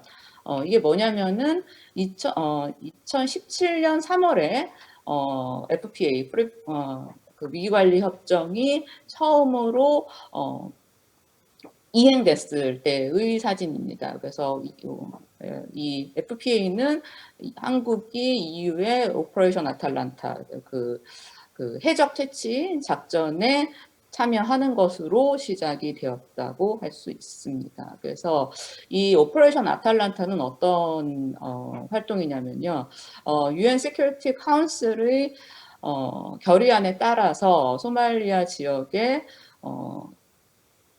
해양안보 그리고 특히 그 중에서도 해적 퇴치에 관해서 활동을 하는 것을 의미를 합니다. 여기 보시면 되겠고요. 자세한 설명은 시간 관계상 좀 넘어가겠습니다.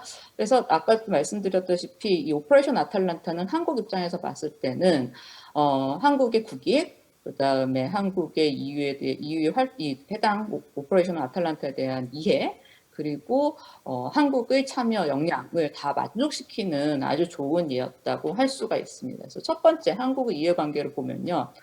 오퍼레이션 아탈란타가 비록 안보 활동이긴 하지만 이거는 안보적인 이해관계뿐이 아니고 한국으로서는 경제적인 이해관계가 굉장히 뚜렷하게 걸려 있는 활동이었다고 할 수 있습니다.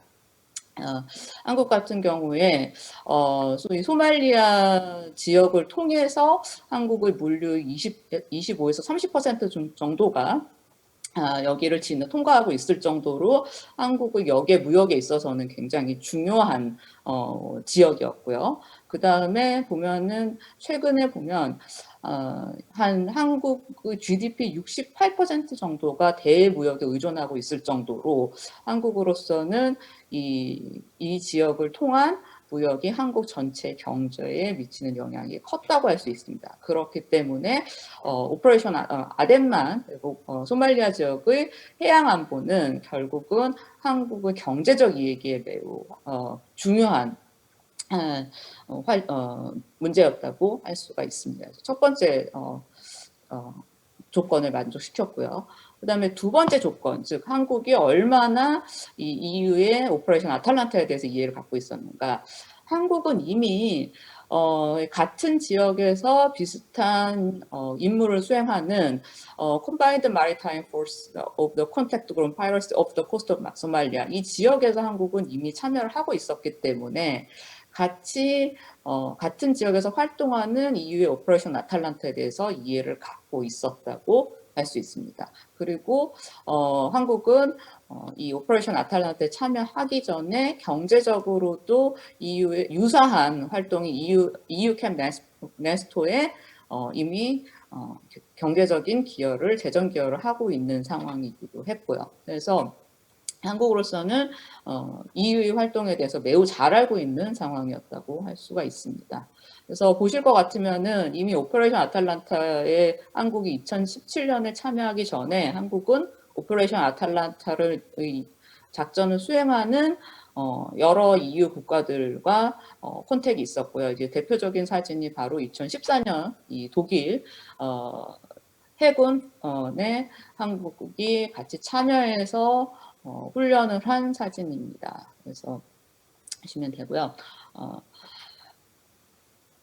또한 한국은 이 오퍼레이션 아탈란타에서 단지 EU 국가들이 어떻게 활동하는지 뿐이 아니고 바로 EU의 여개국이 EU랑 어떻게 협력하는지도 봤습니다. 그래서 보시면 같은 2014년에 우리의 최영호가 우크라이나 해군과 EU 차원에서 활동하고 있는 우크라이나 해군과 같이 활동을 한 사진입니다.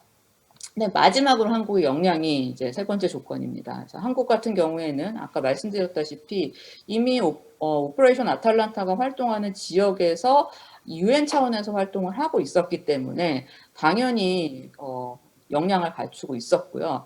또한 이미 소말리아 해협에 한국 해군이 가 있는 배치되어 있는 상황이었기 때문에 매우 자연스럽게 EU 오퍼레이션 아탈란타에 참여를 할 수가 있다고 하겠습니다. 네, 이러한 군사 차원의 위기관리 협력에 비해서 민간 위기관리 활동에 있어서는 아직 한국은 참여하고 있지 않습니다. 아까 제가 EU 크라이시스 매니지먼트 전체 그림을 보여드리면서 말씀드렸죠. 크라이시스 매니지먼트 활동은 EU에서는 군사적인 활동이 있고 민간의 활동이 있습니다. 그래서 보실 것 같으면은 오퍼레이션 아탈란타 통해서 한국은 이미 FP를 군사적인 활동에서는 참여를 하고 있는데요. 그에 비해서 민간 협력은 아직 하지 않고 있습니다. 그래서 그렇다면은 왜 하지 않고 있는가라는 거를 제가 잠깐 설명을 드리겠습니다.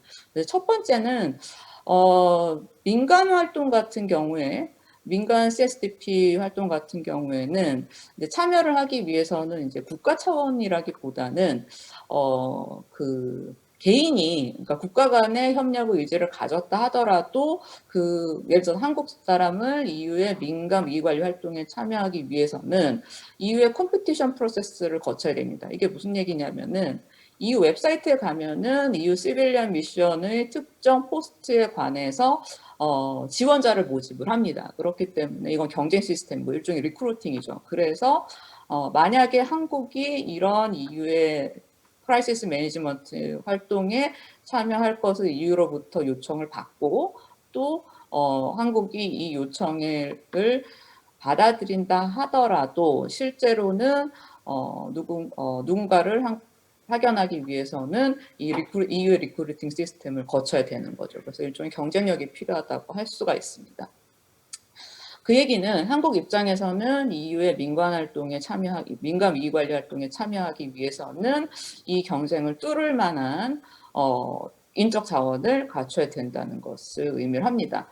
이거는 예를 들어서 한국의 아프가니스탄 PRT 같은 경우에는 이거는 나토의 아이삽에 우리가 참여를 한 건데요. 이 경우 같이 우리가 적절하게 파견할 만한 인력이 있어야 하는 것이죠. 근데 EU의 민간위기 활동이라는 것은 주로 현지인 파견이 돼서 현지에 있는 인력들을 경찰이나 아니면 다른 사법기관이나 하는 그런 인력들을 훈련시키는 것이 EU의 민간 위기관리 활동이 주된 활동입니다.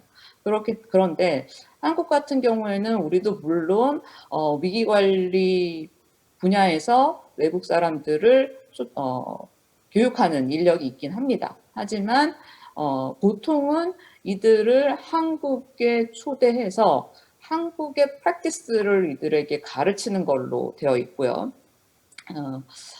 EU의 위기관리 활동처럼 우리의 소위 훈련을 할 수 있는 인력을 외국으로 보내는 것에 대해서는 우리는 그렇게 경험이 많지 않습니다. 그리고 그렇게 되면은 이 랭귀지라든지 아니면은 해당 위기관리 활동 지역에 관한 이해라는 것들을 또 우리가 우리 훈련 인력에게 미리 제공을 해야 되는 상황이 발생하기 때문에 간단치 않은 부분이 있고요.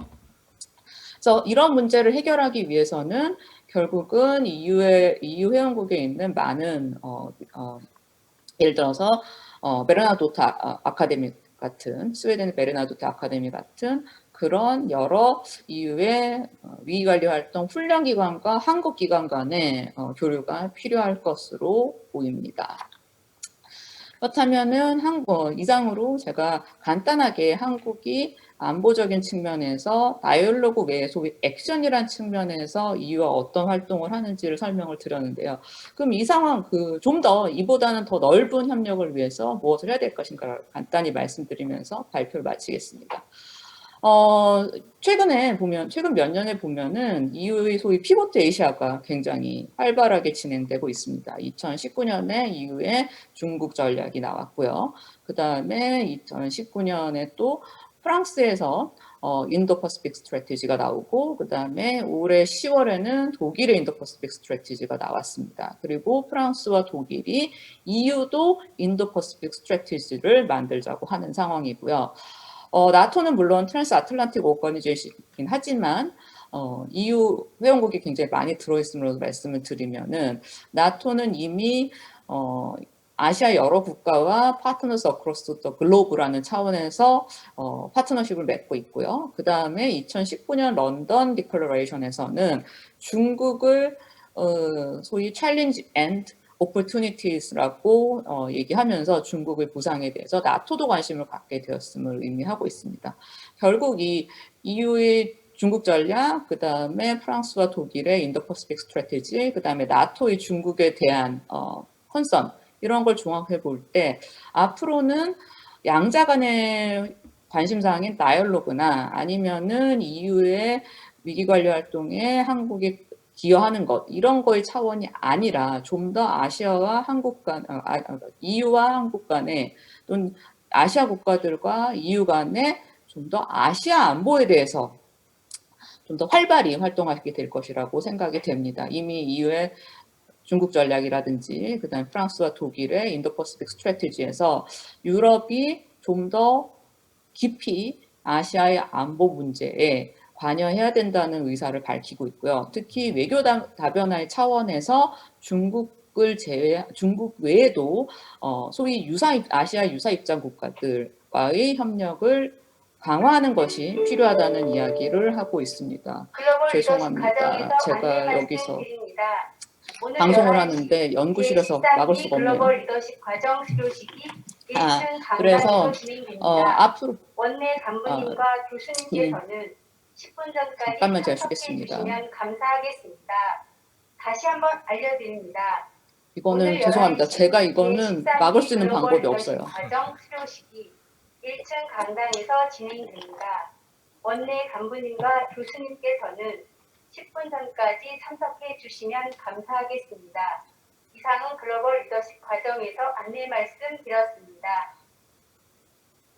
외교원을 대표해서 회의에 잠시 방해가 된 것을 사과드립니다. 이 소리는 제가 막을 수가 없어서요. 예상치 못한 상황입니다. 그래서 결론적으로 말씀을 드리면은 지금 있는 한국 EU 간의 다이얼로그, 그 다음에 위기관리 협정에 관한 협력, 이것들은 앞으로 한국과 EU 간의 좀 더 전략적인 대화, 전략 문화에 대한 서로 이해, 그리고 특히 아시아와 유럽 안보의 연결점에 있어서 큰 의미를 가질 것이라고 보고요. 그래서 앞으로는 좀 더 정말 전략적인 차원에서 양자 협력이 지속돼야 된다는 것이 저희 생각입니다. 이상입니다.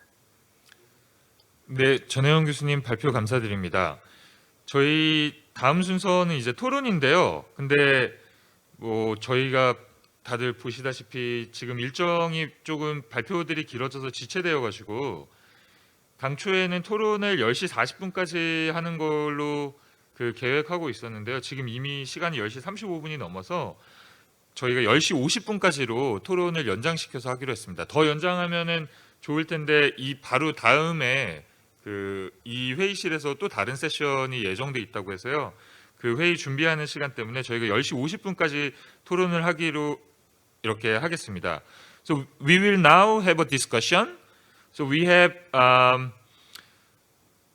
President Kim of Kiev as the moderator of the discussion, and Mr. Bohart from the delegation as a discussant, Professor Chang Yong-woo from Korea University as a discussant, 다 앞으로 and 나와주시기 Dr. 바랍니다. Jo, which is myself from Kiev, as a discussant. 네, 지금 토론 시간입니다.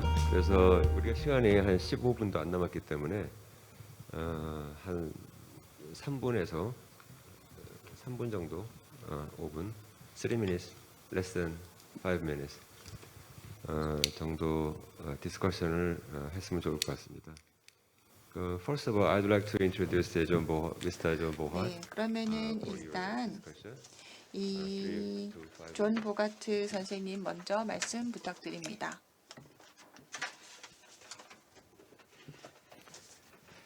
Okay, so I understand that I should briefly comment on 네, different, 그러면은 제가 presentations. 간단하게 코멘트를 I 하도록 just want to start 해보겠습니다. with the first, and I 그럼 think it's, 먼저 첫 번째 positive. 발표에 대해서 말씀을 We 드리자면 share, I 이 believe the analysis that both 그 the EU and 분석, Korea share in a 이 balanced manner of UN하고 our 그리고 FTA and 한국이 increased, FTA를 cooperation. 통해서 FTA on 협력을 the 증진을 issue of Brexit. You 한다. understand 그리고 this 또 is a very 브렉시트 sensitive matter at the 이슈 moment. 굉장히 민감한 이슈라는 것 여러분 다 아시리라 생각합니다. 저는 그러나 개인적으로 조금 더 낙관적으로 보고 있습니다. 왜냐하면은 제가 EU에서 오랫동안 일을 해봤기 때문에 EU의 강점 중 하나가 우리가 방에 같이 모일 때마다 떠날 때쯤에는 합의를 하기 때문입니다. 그래서 저는 이 브렉시트 관련해서 조금 더 낙관적인 편입니다. 물론 각 국가들마다 그동안의 여러 가지 정치적인 태세를 보이기는 하겠지만은 저는 이제 여전히 EU와 영국 사이에 긴밀한 협력 관계가 유지되리라 생각합니다. 그다음에 두 번째 발표에 대해서 말씀을 드리자면 이 EU와 그리고 한국 관련되는 부분이 많지는 않았기 때문에 제가 뭐 길게 자세하게 코멘트하기는 쉽지 않을 것 같습니다. 그러나 제가 발표를 들으면서 생각이 들었던 것이 이런 많은 이주자들 분명 취약합니다. 그래서 이 미주자들이 어떻게 보면은 또 이 be suffering from any kind of blockades and plus 이 여행을 많이 안 하는 경우도 있기 때문에 이러한 봉쇄 조치로 인해서 really used anymore in 그리고 또 이런 봉쇄 조치는 지금은 EU에서 많이 사용되고 있지 않습니다. 1차 대유행할 때는 한시적으로 시행이 되었지만은 그렇지만 그때도 완전 봉쇄령은 아니었습니다. 그래서 만약에 내 본국으로 돌아가는 거면은 언제든 돌아갈 수가 있었습니다. 그래서 이 국가에서는 이주자일지라도 이주자가 본국으로 가고 싶어 하면은 언제든지 돌아갈 수 있었고요. 그다음에 마지막 안보 관련해서 말씀을 드리자면은 사실 안보 관련해서 이 한국과 EU 사이의 협력이 더욱 증진되기를 원합니다. 당장 북한의 핵 이슈도 남아 있고요. 그리고 나중에 저희가 여기에 대해서 보다 깊은 토의를 하겠지만 저희는 한국이 한국 관련해서 저희가 이 아시아 내에서 한국과도 이 보안 안보 관련 협력 프로그램을 가지고 있습니다. 이것은 태평양 지역을 대상으로 하는 것이고 그래서 한국도 저희 이 EU의 태평양 안보 프로그램에 포함이 되고 있고요. 또 대테러 프로그램이라던가 또 해적 대응하는 것 등에 있어서 EU와 한국이 이미 같이 협력을 하고 있습니다. 그리고 발표 동안에 간접적인 질문이 있었던 것 같았는데요. 이 태평양 인도 전략 관련해서 지금 사실 네덜란드도 거기 참여를 하고 있습니다. 그래서 EU는 이제 여기에 대해서 EU만의 독자적인 작업을 시작을 했고 제가 앞으로 이게 타임라인이 어떻게 될지는 알 수 없지만 EU도 인도 퍼시픽 전략 관련해서 뭔가 기여를 할 것으로 생각을 합니다. 그럼 여기에서 제 코멘트 마치겠습니다. 오창현 교수님 한 3분 정도.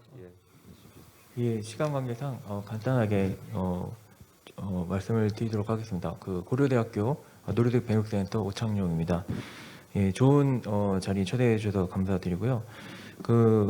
먼저 이제 간단한 질문인데요. 마지막에 이제 발표자께서 코멘트를 한 번 더 해줄 수 있으시다면은 강유덕 교수님 발표에 대해서 그냥 간단하게 질문을 드리면은 그 노딜 이후에 노딜의 그 영향이 한국 경제에 미치게 될 영향은 없을지 지금 한국, 영국 FTA가 준비가 잘 되고 있다고 발표를 해 주셨지만은 그럼에도 불구하고 유럽 내부의 경제적 갈등이 한국 경제에 어떤 영향을 미칠지에 대해서 궁금증이 생겼습니다. 그 부분에 대해서 마지막에 간단히 코멘트를 해주실 수 있다면 좀 부탁을 드리고 싶고요.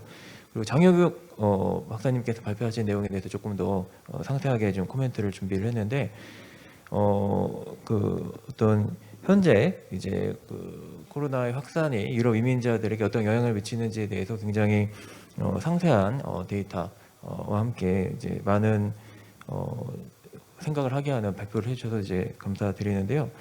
현재 이제 가시적인 변화에 대해서 좀 주목을 좀 많이 하신 것 같고요. 그리고 국경에 대한 통제 문제 이런 것에 대해 주목을 해주셨는데 실질적인 이민자들의 삶의 문제 그리고 그것들이 이제 좀 정치적인 이슈로 좀 더 이제 비화할 수 있는 그런 주류 사회와 이민자 사회의 이제 갈등에 대해서 조금 더 좀 얘기를 해야 될 것 같다는 생각이 들고요.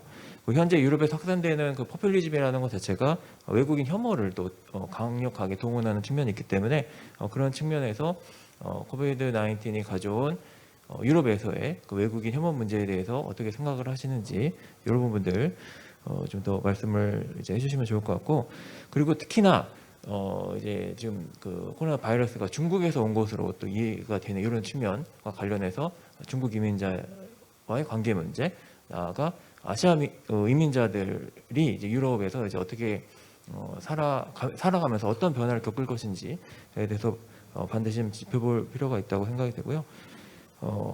그리고 그 이제 관련된 그 이슈들이 좀 많이 제기가 되고 있기 때문에 이런 부분들에 대해서 조금 더 이제 얘기를 해보면 좋을 것 같고 말씀을 좀 더 부탁드리도록 하겠습니다. 예, 이상입니다. 예. 예, 감사합니다. 조동희 팀장님. So I would like to 저는 raise two 네, 저는 그러면은 두 개의 이슈 혹은 제안을 드리고자 합니다. 저희가 이제 EU 대표부로부터도 나와 계시기 때문에 그래서 한 EU 협력 관련해서 일단 So digital trade is 이 becoming more and more important. 디지털 트레이드에 대해서 말씀드리고 싶습니다. 이 디지털 무역이 특히나 코로나19 이후에 이 디지털 무역이 훨씬 더 규모가 커지고 있습니다. We are still setting the rules. 그리고 여전히 우리는 여기 관련해서 어떤 관장할 규정을 마련하는 중입니다. 그렇지만 EU는 보면은 항상 규정을 잘 마련하는 것 같습니다. 그래서 Korea 한국은 has very big potential from 이런 면에서 큰 잠재력이 있는데요. EU와 함께 이 디지털 교역 관련 규정 정립에 있어서 한국이 같이 협력할 여지가 크다고 생각합니다. 그런데 한국은 아직 어떤 GDPR 디지털 교육 관련해서 GDPR이 아직은 없습니다. 그렇지만 한국은 이것을 GDPR을 획득하기 위해서 보다 조속히 획득하기 위해서 노력하고 있습니다. 그래서 우리의 협력 관계를 이용을 해서 한국이 이 분야에서 보다 더 협력하고 기여를 할 수 있기를 바랍니다. 그 다음에 두 번째 제안은 한 EU 경제관계 관련해서인데요.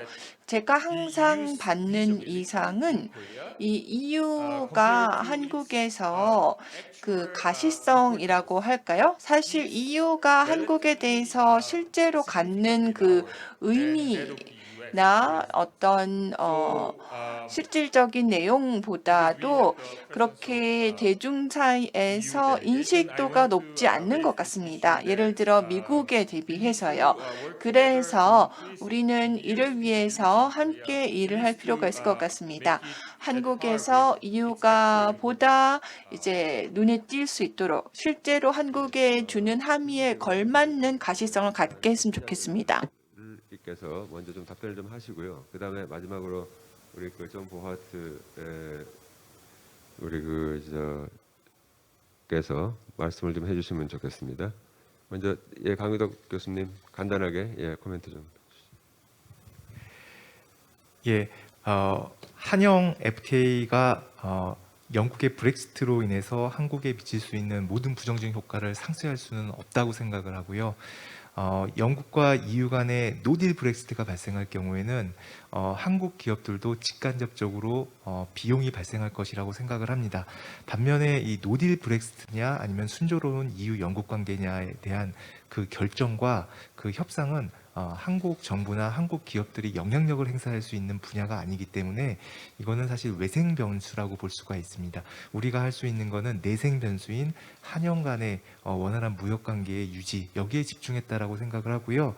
그렇다 보니까 우리가 통제할 수 없는 변수가 계속 지금 논의가 되고 있기 때문에 아무래도 우리가 지금까지도 브렉시트 관련된 논의를 하고 있지 않나 이렇게 생각이 됩니다.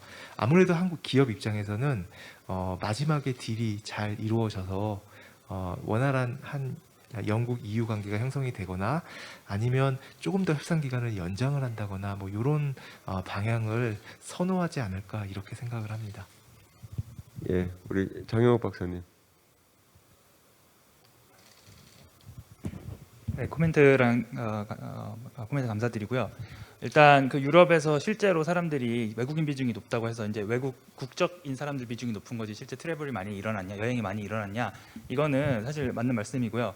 대신에 외국인 비중이 높다는 것은 그 가족들이나 아니면 뭐 외국인 노동자, 아니면 계절 노동자처럼, 아까 제가 시간이 없어서 뺐는데 계절 노동자처럼 그만큼 인적 교류가 활발하다는 어떤 하나의 프록시이기 때문에, 대리 변수이기 때문에 그렇게 측정을 할 수 있을 것 같습니다. 그리고 그런 통제 조치들이 어쨌든 있으면 영향을 받지 않는 사람도 있지만 영향을 받는 사람도 있기 때문에 그것을 나눠서 볼 수 있을 것 같고요. 아까 오 교수님 말씀하신 것처럼 실질적으로 이민자들 삶에 어떤 영향이 미치나, 아까 보시면 제가 뛰어넘었는데 그 실업률 같은 거는 이민자들이 더 많이 확실히 영향을 받은 걸 나타나서 그런 거는 실질적인 삶의 변화라고 볼 수 있고요. 그런 갈등들 문제도 사실 중요한 문제인 것 같습니다. 이제 뭐 저도 겪었고, 이제 중국에서 바이러스가 생겼으니까 아시아인들 전체에 대한 혐오가 발생하는 거 어쩔 수 없고, 이제 그런 문제들을 아까 정치적으로 포퓰리즘이나 이렇게 그런 갈등과 분열로 이어갈 것이냐, 아니면은 이건 우리가 다 같이 해결해야 될 문제니까 더 많이 협력하고 더 많이 연대하자, 이렇게 연대로 나갈 것인가는 이제 우리 정치인들이랑 우리 시민들이 해서 힘을 합쳐서 해결해 나가야 할 문제라고 생각을 합니다. 네. 예, 전혜연 교수님 연결돼 있어요 아직까지? 네, 아니, 예, 전혜연 교수님 혹시 하실 말씀 있으세요? 뭐 네, 프리하게. 들리세요? 예, 말씀하세요. 예. Thank you, Mr. Bogart. I really want to meet you too. 네, And I 보아트 think 부대사님 감사합니다. the 저도 만나뵙고 COVID-19 gave us 싶습니다. another opportunity for us 코로나19가 to 우리에게 enhance our security. 이 안보 부문에 있어서의 협력을 FPA를 바탕으로 해서 더 강화할 수 있는 새로운 계기를 줬다고 생각합니다. 이 코로나19로 인해서 이 온라인 교육의 중요성을 다시 확인하게 되었습니다. 그래서 이제 한국과 EU의 교육기관 간에 온라인 교육이 가능하지 않을까라는 생각을 합니다. 그리고 이제 조 박사님께서 EU의 가시성이 미국만큼이나 또는 그 중요성만큼이나 이렇게 부각이 되지 않는지를 질문해 주셨는데요. 사실 EU가 상당히 한국에서 정치적으로 논란이 될 만한 이슈에 대해서 목소리를 그렇게 크게 내지 않는 편인 것 같습니다. 그래서 이 논란이 되는 이런 이슈들을 앞으로는 조금 더 건설적인 방향으로 토의해 나갈 수 있지 않을까라고 기대를 합니다. 네, 전 교수님 좋은 코멘트 감사드립니다. 그러면은 보아트 부대사님 혹시 더 추가적인 코멘트 하실 내용 있으실까요? 네, 뭐 디지털 교육이라던가 GDPR에 대해서 말씀하실 게 있을까요? 네, 제가 한국에 있는 잠깐 이 기간 동안 제가 받은 인상은 EU가 사실 여러 가지 뭐 인종주의 그리고 특정 인종에 대한 혐오가 많은 지역으로 인식이 되는 것 같아서 조금 안타까웠습니다. 그래서 물론 EU 안에 많은 이주자, 이민자들이 많은 것이 사실이고 이들을 통해서 이동도 굉장히 많습니다. 그런데 또 그것이 방증하는 것이 EU는 굉장히 다양한 인종들이 조화롭게 살고 있는 지역이라는 것입니다. 그래서 그 문제에 대해서 오늘 면밀한 분석을 해주신 발표자분께 감사드립니다. 제가 서울에 와서 사실 여러 서울에서도 이제 외국인으로서 서울에서 살면서 또 코로나 상황을 이제 외국인의 입장에서 겪으면서 저도 어떨 때는 인종차별을 받는 느낌을 받습니다. 그래서 이 증오, 혐오 이러는 것은 사실 어떻게 보면은 모두가 우리가 가지고 있는 문제가 아닌가 싶습니다. 그 누구도 증오나 혐오로부터 자유로울 수 없을 것 같습니다. 그래서 이 증오와 혐오를 극복하고 함께 조화롭게 살기 위해서는 우리 모두가 힘을 합쳐야 된다고 생각합니다. 그래서 어쩌면은 이런 한국의 인식에 대해서 한국에서 EU에 대한 인식에 대해서는 우리가 보다 별도의 대화를 해야 될지 모르겠습니다. 그런데 이제 EU의 가시성이 한국에서 떨어진다. 이거는 사실 그 어디를 가도 마찬가지입니다. EU가 좀 독특하기 때문입니다.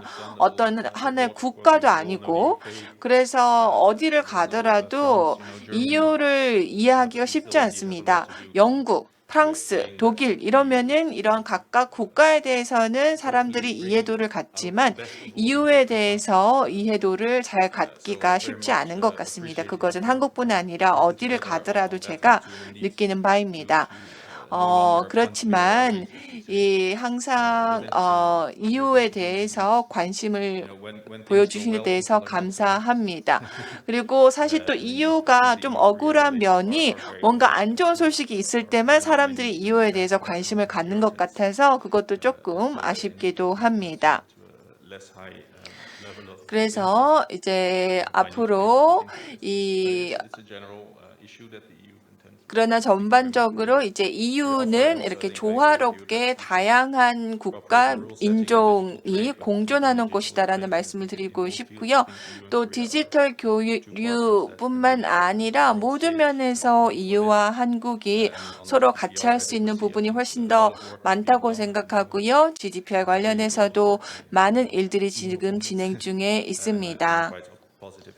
그래서 저는 전반적으로 한 EU 관련해서 긍정적으로 생각합니다. 그래서 물론 이제 여러 가지 아직 마무리 작업들이 남아 있겠지만 저는 낙관하고 있습니다. 예, 우리가 19개의 국제회의 컨퍼런스 세션이 지금 이 글로벌 코리아 컨벤션에 에서 개최되고 있는데요. 아까 비전 스테이트먼트에서도 보았다시피 인클루시브 멀티래터리즘이라든가 그다음 서스테너빌리티라든가 피스 그다음에 뮤추얼 어카운터빌리티 이런 중요한 여기서 컨벤션에서 지금 주창하고 있는 중요한 가치가 가장 잘 구현될 수 있는 그리고 가장 먼저 구현될 수 있는 것이 한 EU 간 협력이 아닌가 거기서부터 시작을 해야 되는 거 아닌가 저는 그렇게 생각합니다. 그래서 앞으로 한국과 EU 그리고 한국과 유럽 국가들과의 어떤 가치 연대라든가 물론 물적 연대도 포함되지만요. 그런 것이 더욱더 확대되기를 바라고요. 더 많은 이슈에 대해서 우리가 논의할 수 있으면 좋겠어요. 우리가 political dialogue를 할 때도 더 다양한 이슈, 꼭 양자간 이슈가 아니라 그래서 다양한 이슈에 대해서 우리가 논의하고 공통점과 차이점을 찾아가고 협력할 수 있는 협력의 기제를 좀 확대시키는 게 좋지 않을까 생각합니다. 이것으로 오늘 이번 세션을 마치도록 하겠습니다. 고맙습니다. 네.